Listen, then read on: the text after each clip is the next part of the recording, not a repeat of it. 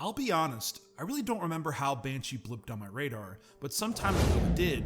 Unfortunately, the show, a Cinemax product, was relatively hard to find. That was until it was brought to HBO Max at the end of February of this year. For some reason, I was so adamant to watch it, and after binging through the 4-season series in a matter of 2 weeks, I'm glad I was. Today's Lost and Found subject, Banshee, is a must-watch, and today's review will be providing to you why you need to drop everything and watch it now.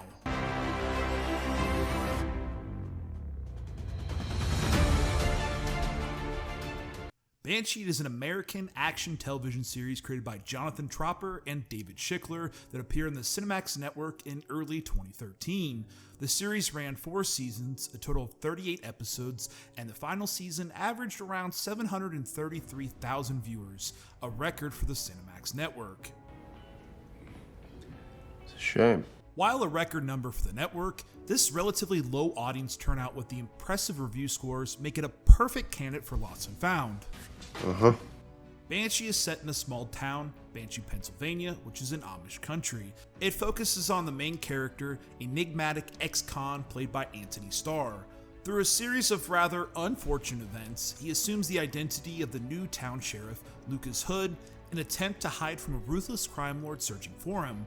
Hood becomes the town's new sheriff. Sheriff Hood. That's right. Imposing his own brand of rather unique justice, while attempting to come to terms with his former lover, Anastasia, who is also the daughter of the same crime lord he is running from, having moved on with her own family. You moved on. I get it. Banshee was developed in the beginning of August of 2011, when Alan Ball, creator of hit shows like 6 Feet Under and True Blood, announced he would be working on a crime drama. A great ride. I was really pleased with it. It's surprising, it's fun, it's thrilling. The trio would also bring in Greg Anthony's, who would receive an Emmy for his directorial work on the show House. Anthony's was heavily inspired to film the show's frenetic action scenes off films from Jason Statham and John Carpenter's Big Trouble in Little China. The show has an ensemble cast, giving a wealth of character favorites for viewers. In my opinion, the standouts for the show are Antony Starr as Lucas Hood. We'll be ready for them. Yeah. You and what army? 2 deputies and the cheerleader? Hey, what's your name? George Gutterson. Well, George, why don't you shut your mouth? Tomorrow I'll go visit the girls. She'll put on a show. But ultimately, it always comes down to the number they had in their mind from the moment they decided to fuck them. Yeah, Dern, right? Yeah. Yeah, you need to go somewhere I can't see you. Ivana Milicevic as Anna, and yes, for those getting ready to correct me, Nader Tot. Hey, Nader Tot, you said her name wrong. I'm getting this right off her personal Twitter page, so you know what? Go suck a butt. Quiet. The other 2 standouts for me include Hoon Lee as Job and Ulrich Thompson as Kai Proctor. Starr might be the most recognizable name in the cast, as his portrayal as evil Superman wannabe Homelander on the Amazon Studios show The Boys has become quite prominent. Hood is a much different character.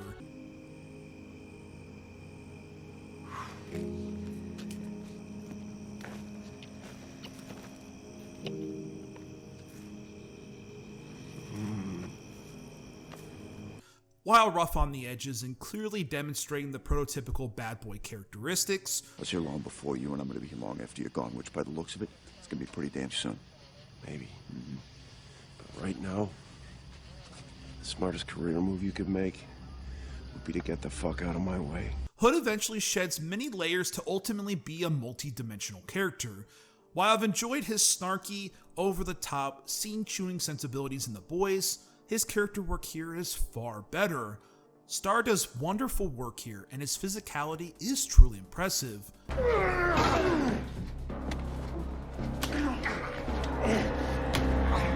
The same goes for Ivana as the character of Anna. Her role is all about physicality, who from day one shows herself to be a true badass.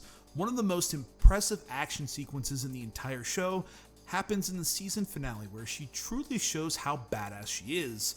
Like Hood, she's a flawed character, running from a mysterious past while trying to rebuild her future. Ulrich Thompson's Kai Proctor is the series villain, but that brief analysis feels underwhelming to the actual character of Proctor. Without a doubt, he is a bad guy, but oftentimes, moments with his character feel as sincere and as understanding as anything we see with any of the other protagonists in the show. Or what? Huh? Or what? Be careful, Father. I have swallowed your insults for years. But don't mistake my tolerance for weakness. He's the businessman in Banshee, with everything including drugs and sex coming through him, but he isn't afraid to get his hands dirty. His backstory, like the rest of the characters in the show, develops convincingly throughout the show's run. By the end, I could easily see why he became the man he did. What kind of father turns his back on his daughter at the time she most needs him? Our church is very clear. Fuck your goddamn church! Hoon Lee plays Job, who without a doubt is the show's scene stealer.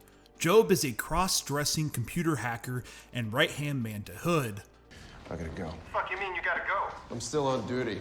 Anna will finish up down here. Baby, this whole fake sheriff bullshit is getting in the way of your real job. You hear me? Hard not to. I will personally put a bullet between your eyes. And just for that, I'm gonna name you Marion. Job's personality is layered and oftentimes clearing the room's heavy heat with a smart-ass comment. Well, the motherfucking hits just keep on coming. Nice tie. Shut up. He's as badass as anyone in the show, and oftentimes had me belly aching laughing. Oh, sure, knock on a sister. Banshee's clear strength is its action work. Action sequences have this John Wick intensity that can easily let a shocking "oh" when someone dies brutally. Main characters take a brutal beating, oftentimes leaving injuries throughout multiple episodes that make each fight feel significantly important. Its brutality and intensity leaves a lot to suspension of belief as characters take considerable ass beatings that most of us would call it a day. In fact, there's a lot of people getting punched in the face, as if one punch in the real world is equivalent to getting hit with a marshmallow. Regardless, the action is well shot, and at times, mind-numbingly brutal in ways I don't predict. This, in a lot of ways, will turn off viewers, but thankfully, the show's true strength is Banshee's politics. No, Banshee is not a political show in any way, but the town of Banshee is very much political. Everything has this inner working that has been built up by the show's painstaking world building. It won't take long before Banshee interacts as a living, breathing world, and that's in part to the wonderful character work. There. Now that's what a sheriff looks like.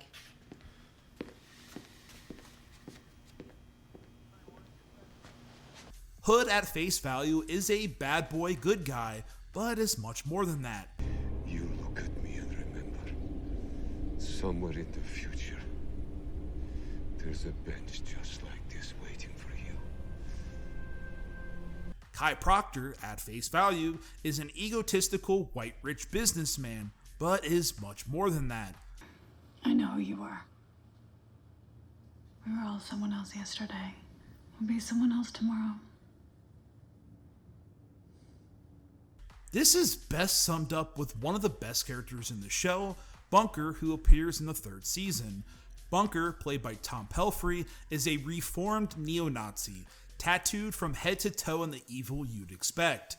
Much like the rest of the characters in the show, his exterior reveals someone to be truly afraid of, but within moments you see someone trying to rebuild their past, atone for their sins, and trying to make right in a really broken world.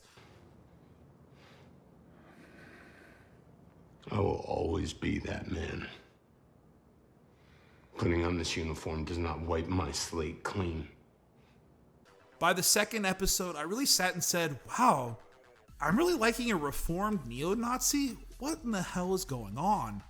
But he's just that good of a character. What makes a neo-Nazi stop being a neo-Nazi? Wisdom comes only through suffering.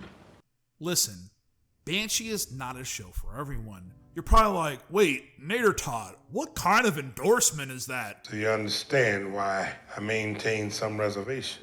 It's true.